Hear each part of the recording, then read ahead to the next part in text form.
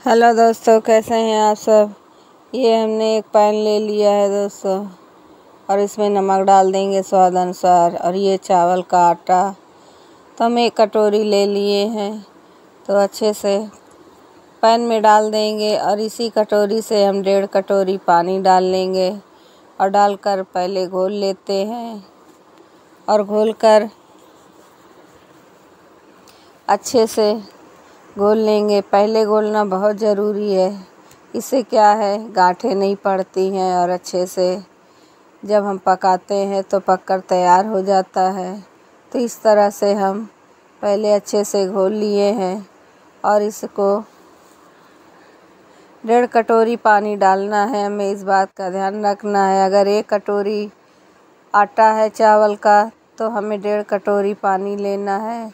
और अच्छे से मिलाकर उसके बाद हम इसको फिर हम पकाएंगे। तो इस तरह से पहले हमने 1 कटोरी डालकर अच्छे से घोल लिया था और आधा कटोरी हमने बाद में डाल दिया है। तो अब अच्छे से इसको मिलाकर घोलकर गैस पर रख देंगे और इसको लगातार चलाते हुए हम इसको पका लेते हैं। तो गैस की लौ को हम मीडियम आंच पर रखकर इसको अच्छे से पकाएंगे। तो अच्छे से हमने घोल कर तैयार कर लिया। अब इसे गैस पर रख देते हैं और इसको लगातार अच्छे से चम्मच से चलाते हुए इसको घोल तैयार करते हैं। और एकदम फटाफट से गाढ़ा हो जाता है। तो इसको हमें गाढ़ा ही तैयार करना है, क्योंकि हम बहुत ही ज़्यादा बच्चों की मनपसंद टेस्टी सेव बनाएंगे। और ये सेव ऐसी है दोस्तों कि आप साल भर स्टोर करके भी रख सकते हैं, बिल्कुल भी ख़राब नहीं होती। और जब बच्चों का मन करे तो फटाफट से भूनकर उन्हें हम दे सकते हैं। तो इस तरह से हम लगातार चलाते हुए अच्छे से इसको गाढ़ा कर लेंगे और 5 मिनट में ये अच्छे से गाढ़ा होकर तैयार हो जाता है। ज़्यादा समय बिल्कुल भी नहीं लगता है। तो इसको अच्छे से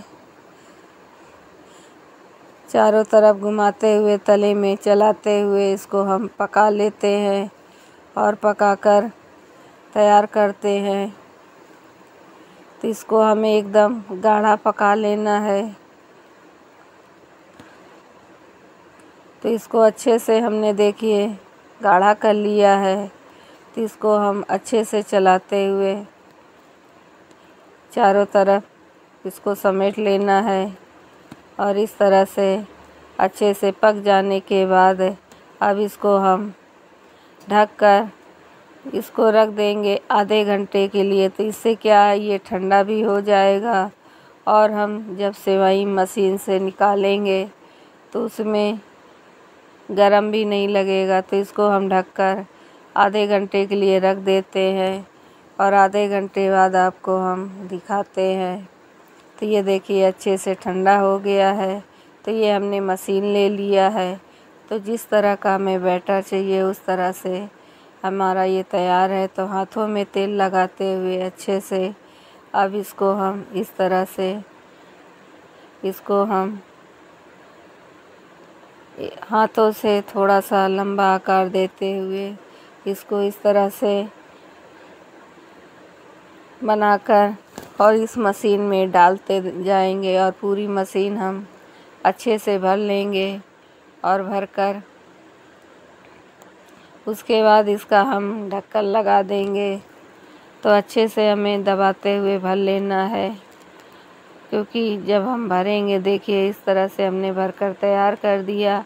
और एक पन्नी भी हमने डाल ली है। तो अब इस पन्नी में हम इनको निकालेंगे। तो इस तरह से घुमाते हुए मशीन से अच्छे से अब हम निकाल लेते हैं। और इनको जब थोड़ा सा धूप लग जाती है इसके बाद ये अलग अलग हो जाते हैं आसानी से। तो इनको अच्छे से हम इस तरह से मशीन से निकाल लेते हैं। आप लंबा, इसमें आकार का कोई वो नहीं है, आप लंबा भी कर सकते हैं, गोल भी बना सकते हैं। और इस तरह से हम बनाकर तैयार कर लेते हैं। और बहुत ही आसानी से बनकर तैयार हो जाती है। उसके बाद इनको हम धूप में सुखा लेंगे और ये 1 दिन में ही सूखकर अच्छे से तैयार हो जाती है। तो इनको हम इस तरह से निकाल कर तैयार कर लेते हैं।